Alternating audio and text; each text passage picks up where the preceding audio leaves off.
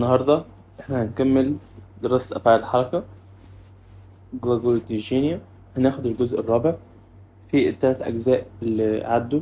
احنا خدنا فيهم أول حاجة فعل يختيزت التي خديد، وقلنا إن دي الأفعال الأساسية في أفعال الحركة، وحواليهم بتتمحور 90% من الجمل والاستخدامات اللي احنا ممكن نسمعها أو نقولها.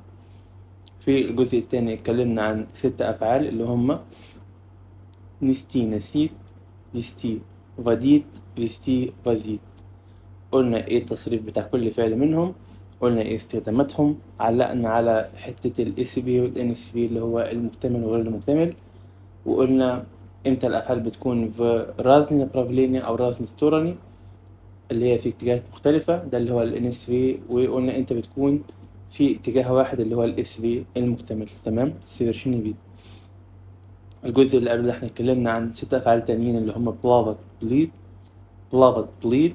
اتكلمنا عن بيجت جاد، واتكلمنا عن ايه كان التالت، ايوه صح كده زي ما انت قلتوا، ليتات ليتيت. تمام. في الجزء النهاردة هنتكلم عن الفرق ما بين التي وخديد. التي وخديد انا كاتبهم اهو. وقياسا على الفعلين دول هنقيس كل الأفعال التانية. أفكر تاني، خديت انس في، خديت انس في يعني غير مكتمل نسيفرشيني فيت، التي اس في يعني مكتمل سيفرشيني فيت. تمام. أنا دلوقتي هكتب لك جملة نفس الكلمات نفس كل حاجة. في البداية هستخدم خديت، بعد كده هستخدم التي. تمام. ومش هشرحها، مش هقول لك مثلا المعنى اختلف فين أو ازاي أو ايه الفرق. مجرد ما نخلص مشاهدة الجزء ده هتفهم انت لوحدك ان انا لما استخدمت خديد كنت عايز اقصد حاجة معينة، ولما استخدمت التي كنت عايز اقصد حاجة تانية. قياسا على كده لما هاجي اسمع من حد كلام معين في محادثة، لو قال خديد هو يقصد حاجة، لو قال التي هو يقصد حاجة تانية. فده مهم جدا علشان 1 نفهم صح، 2 نستوعب صح، 3 نتكلم صح. يلا نبدأ. طيب عندنا الجزء ده اللي هنبدأ بيه. Это Алина. Сейчас она разговаривает по телефону со своей подругой Наташей. о чем же они говорят؟ بيتكلموا عن ايه؟ تمام. يعني مفيش حاجة صعبة في الجزء ده، نعدي. هقرا بعد كده هترجم. طيب. ألينا بتقول: ناتاش, я вчера ходила в театр. Отличный спектакль. Там идет сейчас. А когда я шла домой, на улице шел дождь. Ну, было так красиво. Ну что, идешь со мной в следующий раз? Мы с тобой давно не ходили в театр вместе. لو ملاحظ ان الكلمات اللي هي فيها افعال حركة: خديرة، إديوت، شلا، شو، إديوش، خديري، أغلبهم كان مضارع وماضي، وده أكتر حاجة بنستخدم فيها افعال الحركة. في المستقبل قليل، ودايما في المستقبل، مش دايما، يعني 90% بنستخدم الاس في اللي هو المكتمل. تمام. طيب يلا بقى نبدأ نشرح الفروق واستخدامات كل واحد منهم. طيب احنا هنبدأ بإتي، هنشرح فروقه، بعد كده هنروح لخديد هنشرح فروقه، بعد كده هنحط إتي قدام خديد ونقارن ما بينهم علشان يكون كل شيء واضح. ده سلايد تحصيل حاصل، احنا كنا قبل كده اتكلمنا ونطقنا التصريفات مع بعض. اعملوا سكرين شوت لو انتم مش فاكرين حاجة، مفيش أي شيء صعب في الموضوع. يلا نكمل ندخل على الاستخدامات على طول. طيب одновременные действия ده أول استخدام احنا هنقابله للتي. одновременные действия يعني انت بتعمل أكتر من حاجة في نفس الوقت. مثلا ماما готовит на кухне и разговаривает по телефону. الحاجة بتطبخ في المطبخ تتكلم في التليفون. بابا читает газету и слушает музыку. الحاج مثلا بيقرا الجورنال ومشغل ام كلثوم مثلا، او مشغل موسيقى عموما. تمام. طيب تعالوا نقرا الامثله اللي عندنا بقى ونشرح عليها. انا جايب لك 3 امثله، مثال في الماضي، مثال في هنا ده المستقبل، ومثال في الحاضر. تمام، عشان نشوف ازاي هيتغير. طيب شراط دي تشليش كولو إيرز جباري. فإذا لو أنت قلت على حاجة تمام حصلت في نفس الوقت مع حاجة تاني، يبقى ده إتي. هم راحوا المدرسة ورز جباري، يعني في الوقت اللي هم كانوا رايحين فيه اتكلموا. تمام. الأمثلة التانية نفس الجملة الأولانية، بس هو الإيه الزمن هيتغير. في الأول هيبقى مستقبل، بعد كده هيبقى إيه، هيبقى مضارع. تعالوا نشوف المستقبل اللي هو رقم 2. Завтра дети будут идти в школу и разговаривать. بكرة الأطفال هيروحوا المدرسة وهيتكلموا. Сейчас дети идут в школу и разговаривают. Сейчас يعني حاليا. اللي أنا عايزك تعرفه منه أو عايزك تعرفيه منه من السلايد ده، إن أي أكشن، أي فعل، أي حدث بيحصل مع حاجة تاني أو حتى أكتر من حاجة زيادة، ده على طول SV، فعل أو حدث مكتمل. ناخد التي أو قياسا عليه الأفعال المكتملة التانية. تمام، نكمل. تاني استخدام حاجة اسمها كونكريتنيا فريميا. كونكريتنيا فريميا يعني وقت معين أو وقت محدد. شراف ديفيد سيديتي شلي في شكولو. شراف ديفيد امبارح الساعة 9 سي ديتي كل الأطفال شلي في شكولو راحوا للمدرسة. завтра в 9 все дети будут идти в школу. завтра в 9 все дети بكرة الساعة 9 كل الأطفال هيروحوا للمدرسة. сейчас 9 все дети идут в школу. فإذا أنت لو حددت الوقت وأنت تتكلم، إذا لازم تستخدم SV، لازم تستخدم التي وقياسا عليه الأفعال اللي زي تمام، اللي هي إيه فادنو ستورانو أو فادنو نابرابليني. أنت مثلا ممكن تقول يا завтра بايدو، كده احنا استخدمنا التي، أو يا завтра يدو من غير بو ك دروجو. يا завтра بايدو دروجو في 9 утра الساعة 9 الصبح. تمام، وهكذا. طيب تالت استخدام للتي والأخير دروجة كميستو نازناتشينيا. دروجة كميستو نازناتشينيا يعني دروجة كميستو نازناتشينيا. ايه الكلام الكبير اللي انت بتقوله ده؟ دروجة كميستو نازناتشينيا معناه الطريق للمكان اللي انت رايحه، او المكان اللي انت متفق انت تقابل حد فيه. تمام، يعني مثلا عندنا في السلايد الأطفال رايحين فين؟ للمدرسة. إذا المدرسة هنا شكولا إتا إيست ميسا نازناتشينيا، هو ده المكان اللي إيه اللي إحنا رايحين له أو اللي إحنا متجهين ناحيته. فهنكتب في المثال мы познакомились когда шли в школу. мы познакомились когда шли в школу. هنا المثال ده ينفع عليه حاجتين. أول حاجة إن إحنا عملنا تو اكشنز في نفس الوقت، عملنا حدثين مع بعض. اول حاجه احنا تعرفنا على بعض في الوقت اللي احنا رحنا فيه للمدرسه. تاني حاجه تخلينا نستخدم التي اللي هي كارداشتو، ده مش ليكو ده في شكول. فلو احنا قلنا ميستا نازناتشينيا تمام، قلنا المكان بتاعها او الطريق بتاعها او الحاجه اللي هتوصل اليها، اذا ده التي. طبعا ارجع واكرر تاني قياسا عليه بقيه الافعال اللي زيه، اللي زي التي. تمام، اللي هي المكتمله. المثال اللي بعد كده завтра дети будут идти в школу и собирать цветы. يعني هم بكره هيروحوا المدرسه وهيلموا الورد في نفس الوقت. дети идут в школу и смотрят на птиц в небес او в небе. طيب الأطفال رايحين المدرسة وبيبصوا على الطيور في نيبي. تمام، ممكن تقول في نيبي أو في نيبي سي، بس هنا خليها على المثال اللي احنا موجود عندنا في نيبي. تمام، نيبة يعني السماء، في نيبي في السماء. تمام، يبقى احنا اتكلمنا عن 3 استخدامات اللي هما конкретное время, одновременные действия ودروجة к месту назначения. نترجم دروجة к месту назначения اللي هو الطريق اللي بيودي المكان احنا رايحين عليه، احنا عاملين حساب ان احنا نروحه. одновременные действия لما نكون بنعمل اكتر من حاجة في نفس الوقت.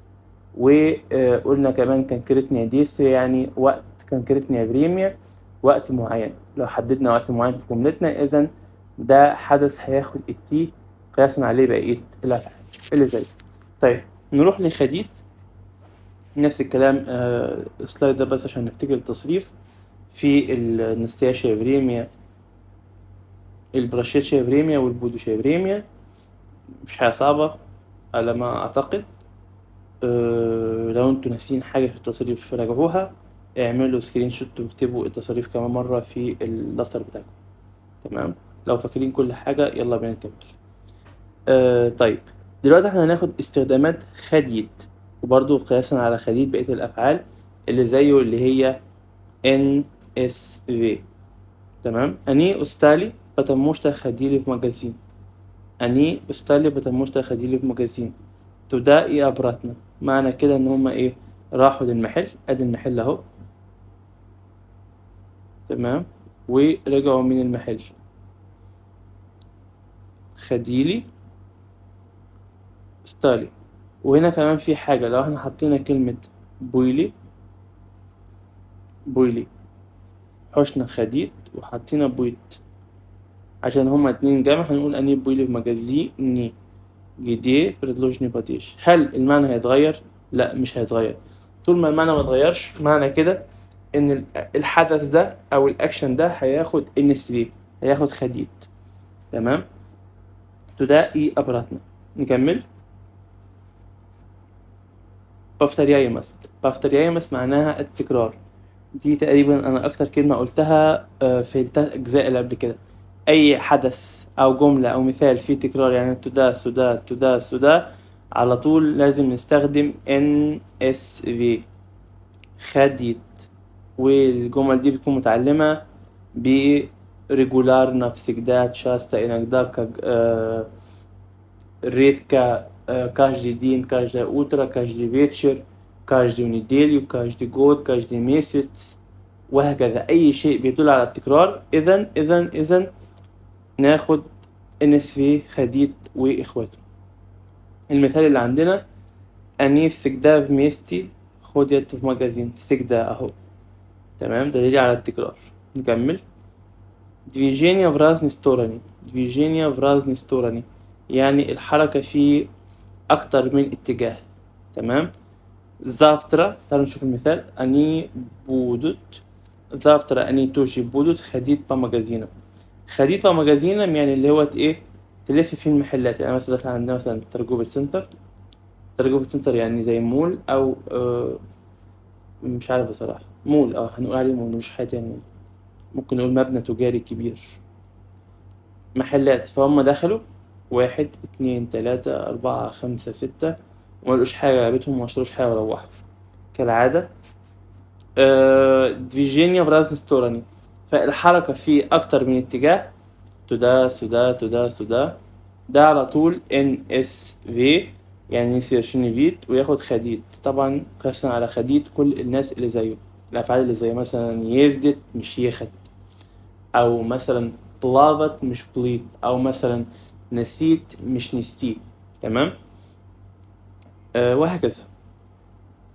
دلوقتي أنا حطيتك الاتنين قصاد بعض، فالتي هنستخدمه في حالة أن عندنا كان كريتني فريم. يعني مثلا قلت في ديفيد أترا يا завтра иду на работу، مثلا بكرة الساعة 9 رايح الشغل. одно времени действия. Я вчера разговаривал по телефону и записал какие-то ممكن نقول заметки. كلمت في التليفون وكتبت شوية نوتس، ملاحظات. записал заметки. движение в одну сторону. Я иду в магазин، أنا رايح للمحل. дорога к месту назначения. تمام. дорога в месту назначения يعني اللي هو أنا كنت في الطريق، أو أنا كنت في الشارع للمكان ده. يا بولناولس يا شرب مجازين، أو اللي هو يا بولناولس عشان أوصل للمجازين المحل ده. كدا يقدو في مجازين. تمام. بالنسبة لخديد تدائي أبراتنا، مثلا أني خديلي في مجازين إي فيرنولس دموي أني أوتشن أستاري. هم راحوا ورجعوا البيت، هم تعبوا جدا. بافترياي شيسيا ديستيا أو بافترياي ماست يعني التكرار، أي شيء بيتكرر. وقلنا الكلمات اللي هي زي ريجولار نفسك دا نقدا ريتكا كاش دي دين، كاش دي اوترا، كاش دي فيتشر واخره. كل دول بيقولوا ان انت لازم تاخد ايه خديت واخواته. ميستنا значение. ميستنا значение يعني я ходил в магазин. То есть يعني я был в магазине. لو قلت я ходил в магазин я был в магазине أنا كنت هناك. ولكن لو قلت я шел в магазин معنى كده أنت كنت في الشارع ولكن لسه ما وصلتش للمحل. ودول الجملتين اللي أنا كنت عايز أقولهم لك من أول الفيديو. تمام. أهماتي أهم إن إحنا ممكن في جملة واحدة نستخدم خديت ونستخدم التي. ممكن. طيب إيه اللي بيحصل؟ المعنى بيتغير. الشطارة بقى إن إحنا نعرف إمتى أو معنى خديت كان إيه والتي كان إيه. في الحالة دي نقدر نفهم صح، نستوعب صح، وبرضه نتكلم صح عشان نوصل للمعنى اللي إحنا عايزين نوصله. أنت مثلا عايز تقول لحد أنت في المحل، بس بدل ما تقول له خديت قلت له التي، فهو كده فهم ان انت مش في المحل، انت لسه في الطريق، او في اللحظه اللي انت حكيت فيها الموقف انت كنت لسه في الطريق. فانت كده شرحت له حاجه انت مش عايز توصلها. او انت فهمت مثلا ان هو كان في المحل بس انت فهمت ان هو كان في طريق المحل او العكس. فالحاجات دي بتفرق جدا في اللغه، فلازم ناخد بالنا منها كويس جدا وندرسها علشان ولا نفهم غلط ولا نشرح لحد حاجه احنا مكناش عايزين نشرحها. لأن بسبب المواقف دي الواحد ممكن يتحط في موقف مش ظريفة يعني. تمام. يلا بقى نحل شوية تمارين مع بعض عشان نثبت المعلومة أكتر. سماتري كوداتا إديوت جروبا لودي. طيب كوداتا خودت ولا كوداتا إديوت؟ هما رايحين في اتجاه معين واحنا مش عارفين فين. كوداتا إديوت جروبا لودي مش خودت طبعا. طيب ميز دروجم تشاستا. كلمة تشاستا تسهل علينا كل حاجة يعني. دي حتة أنا بحاول أنا أغششك بيها. تمام. بقول لك تشاستا يعني ايه بفتريا تكرار. خودم طبعا. سوداك توتا إديوت ولا سوداك توتا خودت؟ يا слышу شجي. هو رايح ناحيته إذا في اتجاه واحد. طبعا سوداتك توتا إديوت. سوداتك توتا إديوت يا слышу شجي. أنا سامع الخطوات. تمام. когда я ходила домой, друг начался дождь. одновременные действия يعني ناخد шла. когда я шла домой вдруг начался дождь. اوكي. لا نبدأ вчера زي ما مكتوب في المثال. вчера мы с друзьями ходили на футбол. هنا أنا كمان حتى الحل حطه بإذن الله. خديلي شكول. طب احنا ليه قلنا خديلنا فوتبول؟ فوتبول. طب احنا ليه قلنا خديلنا فوتبول ما قلناش شلي؟ علشان احنا ممكن نشيل خديلي ونحط بويلي ويخليها فوتبول. هل المعنى هيتغير؟ لا المعنى مش هيتغير، هيفضل ثابت. معنى كده ان احنا رحنا هناك ورجعنا تاني. اوكي. مثال اللي بعده. пожалуйста купи молока. когда будешь ходить ولا будешь идти домой. طيب هنا هنقول ان ده одновременное действие على اساس ان هو مروح البيت وفي نفس الوقت هيعدي يشتري لبن. تمام. زائد ان هنا ده شيء لا يكرر يعني هو مش كل يوم بيجيب لبن. في حد بقى ممكن يستظرف ويقول طب ما هو ممكن يكون عنده عيل صغير ويجيب لبن كل يوم وهو مروح. هقول له برضو يا خفيف لا، لان ده شيء مش بيتكرر كل يوم في نفس الوقت في نفس الميعاد، او دي مش عادة. الواد بيصير يكبر. وركز بقى في الحصة بطل استظراف. كوبي ملكا كده بودش ايتي دمود. تمام. لان ده حدث حصل في نفس الحدث الاولاني اللي هو لو انت مروح البيت عدي هات لبن. تمام. المثال الاخير следующий месяц я каждый день بودو خديت. عارف ان العود الكدابة دي في الاخر بيروح مرة في السنة. следующий месяц في الشهر الجاي. يا каждый دين كل يوم. هنا تكرار. اذا بودو خديت. والله ما حد هيروح مكان. بودو خديت سبورتزال اللي هو الإصرار دي او الجيم. تمام. كده احنا خلصنا الجزء الرابع من افعال الحركة. لو انتم مشفتوش الأجزاء اللي فاتت وكسلتوا دخلت على طول على الجزء ده، معلش رجعوا شوفوهم. هتلاقوا حاجات كتيرة جدا أنا عاملها عشان خاطركم والله، مش عشان خاطر حد تاني. هتفيدكم قوي في فهم المستوى الأول من أفعال الحركة، وعشان تقدروا بعد كده تفهموا المستوى التاني والتالت. بس الجزء الجاي إن شاء الله هنتكلم عن المعاني الغير مباشرة لأفعال الحركة، يعني مثلا نقول المطر بينزل، الوقت بيجري، وآخره. تابعوا الجزء اللي جاي إن شاء الله، برضه هيكون مفيد. وشكرا جزيلا.